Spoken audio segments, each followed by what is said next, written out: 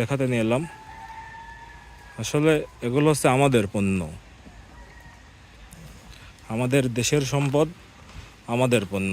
আসলে আমরা বাংলাদেশের গরু বলতে এগুলাকেই বুঝি। চলুন ধীরে ধীরে আমি আপনাদের কিছু গরু ঘুরিয়ে ফিরিয়ে দেখিয়ে দেই। আর এই গরুগুলার আমার সব থেকে একটা যে বিষয়টা ভালো লাগে সেটা হচ্ছে আপনারা দেখেন যে যতগুলা মা গাভী, মানে যতগুলা মা ঠিক ততগুলাই বাচ্চা। এই যে দেখুন চতুর্পাশে সুন্দর সুন্দর বাচ্চা। এই যে যতগুলা মা ততগুলাই বাচ্চা। আমি এই গরুর দাম সম্পর্কে আপনাদের সম্পূর্ণ ধারণা দেবো। ওখানে দুজন ভদ্রলোক বসে আছে, মানে যারা গরু আর কি নিয়ে এসেছে। এই যে আর ওনাদের তথ্য অনুযায়ী আমি শুনলাম এই গরুগুলো আপনার মোটামুটি বিন্দুমাত্র খাদ্য দেয় না তারা। আর খাদ্য দেওয়া বলতে, আর এখন এই গরুগুলো কিন্তু সচরাচর এদিকে দেখা যায় না।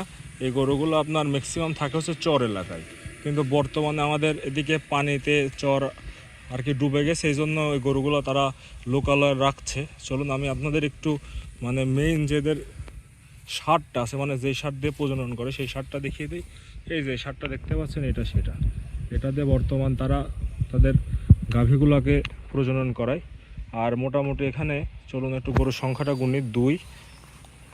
এখানে একটা চোখের আইডিয়া দেখা যাচ্ছে মোটামুটি 40টার মতো গরু আছে। আর এই গরুগুলো কিছুদিন আগে লাম্পি স্কিন ডিজিজ LSD-তে আক্রান্ত হয়েছিল, যে তার গায়ে দেখলেই বুঝতে পারবেন। আর এগুলো মোটামুটি নতুন। এই যে এটা তো মনে হয় বাচ্চা দেয় নাই এখনো, বকন পেটে বাচ্চা এটার। বড় গরু সবগুলার পেটে বাচ্চা। এই যে এখানে ভেড়া কয়টা আছে আপনারে? ভেড়া কি বিক্রি করেন নাকি? ভেড়ার পাঠা কোনটা? এটা মেন পাঠা। তো এই ভেড়ার ভিতরে একটা গারল নিলে পরে হয় না? গারলের পাঠা নিলে সব ক্রস হয়, তো ওটার তো একটু দামও বেশি হবে।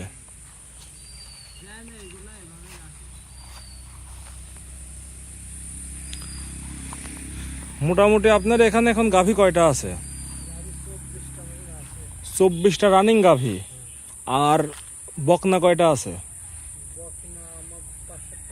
বকনা 5-7টা। তাহলে 24টা, আর ধরেন ওইদিকে হচ্ছে 5টা, মোট 30টাই ধরি।